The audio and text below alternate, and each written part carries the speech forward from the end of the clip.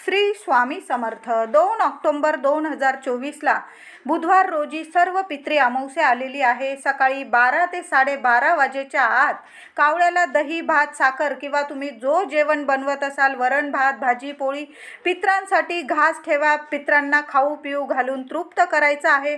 आणि संध्याकाळी दिवे लागणीच्या वेळी एक 4 मुखी कणकेचा दिवा बनवा महिलांनो. त्यात तिळाचं किंवा मोहरीचं तेल टाकायचं. 4 दुहेरी वाती ठेवायच्या आणि तो दिवा आपल्याला दक्षिण दिशेला घराच्या बाहेर लावायचा आहे.